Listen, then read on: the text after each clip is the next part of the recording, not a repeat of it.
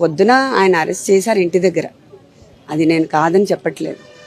But arrest చేసిన తర్వాత మమ్మల్ని ఆపి మా కార్ అది చెక్ చేశారు. సో తర్వాత 1.5 అవర్ రానిలేదు దగ్గరికి. 1.5 అవర్ అయిపోయింది కాబట్టి వీఆర్ డిస్టర్బ్డ్ అండ్ వరీడ్. ఏమైంది ఆయనకి, ఎందుకు రానివ్వట్లేదు అని. ఇప్పుడు మామూలుగా మెడికల్ చెకప్కి చేయాలి, తర్వాత కోర్టుకి తీసుకెళ్తారు. నాకు ఉన్న కొంచెం నాలెడ్జ్లో it should happen like that కదా.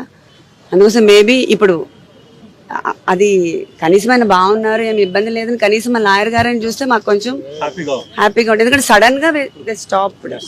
సో మనకి కొంచెం వరీడ్గా ఉంది, ఎలా ఉన్నారు ఏంటి అని.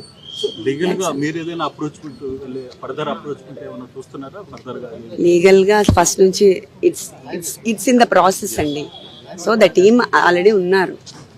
So they will do their own. లీగల్గా అవుతానే ఉంటుంది. కాకపోతే మనకి at this point of time ఏమవుతుంది అనేది కొంచెం స్ట్రెస్ఫుల్గా ఉంటుంది.